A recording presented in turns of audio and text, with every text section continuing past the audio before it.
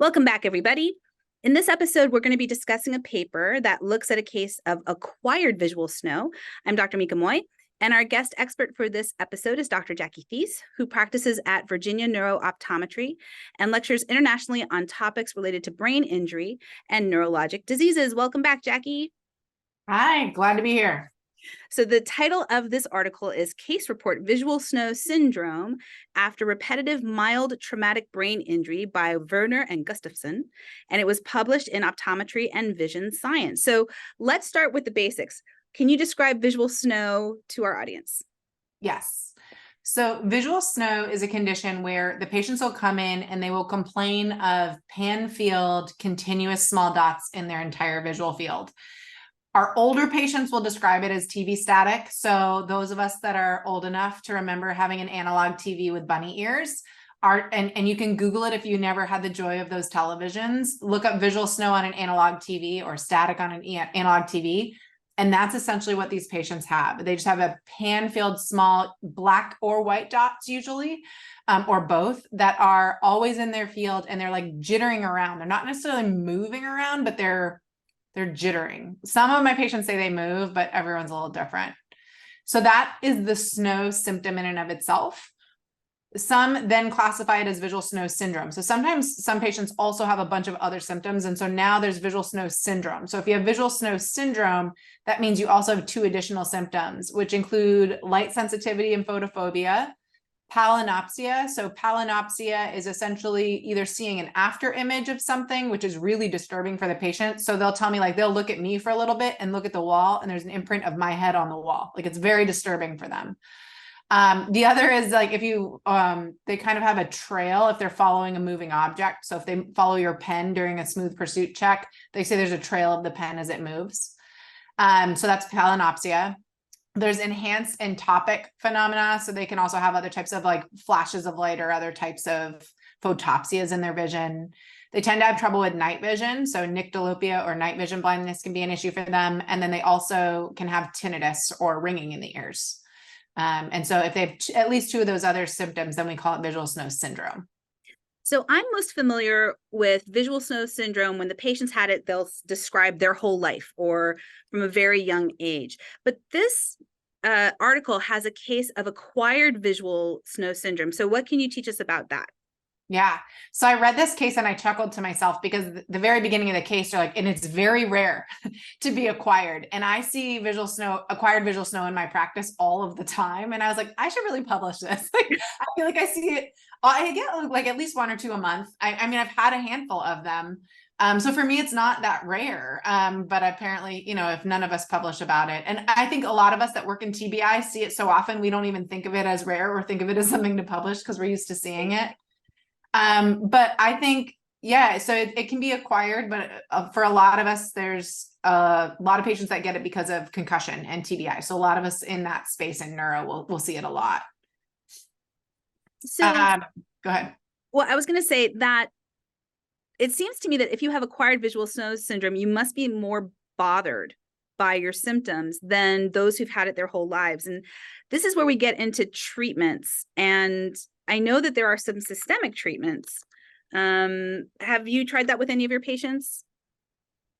So I guess I'll start with who's more bothered by it. I think everyone is equally annoyed. It is incredibly annoying to have.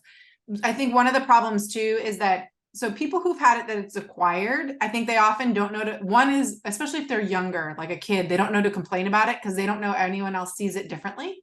It's only when they get older and realize nobody else has that snow that all of a sudden they're like, oh, this isn't good.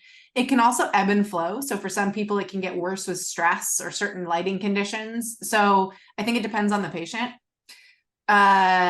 The acquired is just hard because they know it's new. And I think the acquired ends up getting scared. And so the acquired ones are the ones that like, they're scared that something else is going on and everyone's telling them it's a migraine and they're getting ignored.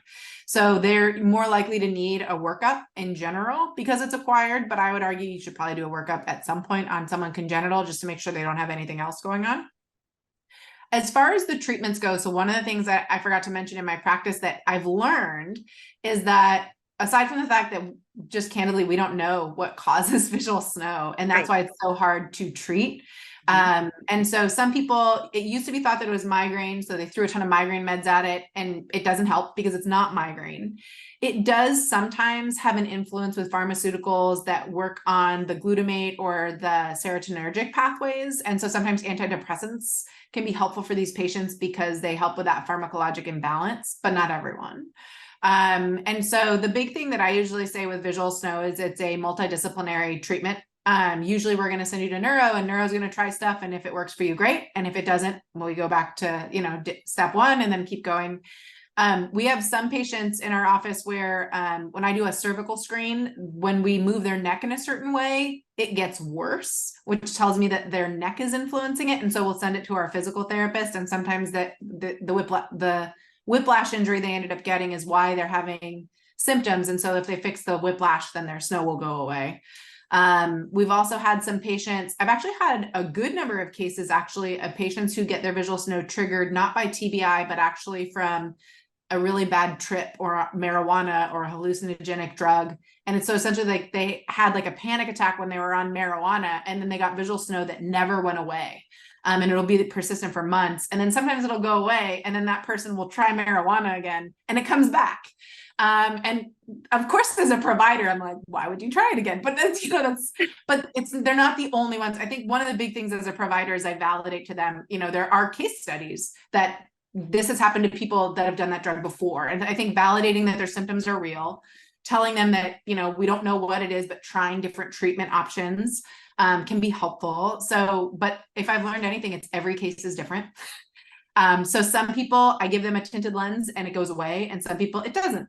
Some people also have ocular motor dysfunction, and we fix the ocular motor dysfunction with vision therapy and their snow goes away. And some people it doesn't. And so I'm very honest with patients about that. Yeah. Can you tell us a little bit more about the tints? Like, what tints have been shown to be helpful, would you say? So in the literature, a lot of people have said that blue yellow have been shown to be the most helpful. In my experience, I've had some patients like the blue, some people like FL41. I've even had some on like the 400 to 450, 500 nanometer wavelength that they say is helpful. Polarization is helpful for a lot of them, but not always. I think this paper, if you look at it, they tried over 100 tints of them. And in my head, I was like, what tints do you have in your office? I don't have over 100. But everybody is different. And I think that's what makes it so frustrating to treat, is because there's no blanket answer for anyone. And I think in general, that's because it's probably not one thing. I think it's a symptom, kind of like headache. Headache is a symptom. And to fix the headache, you have to find the symptom generator. And so for visual snow is a symptom. And there's just so many things that can generate that symptom. And we just have to figure out what it is. Well, Jaci, thank you so much for lending us your expertise today. I learned a heck of a lot, and I thought I knew stuff about visual snow. So this was fantastic. Thank you so much. Yep.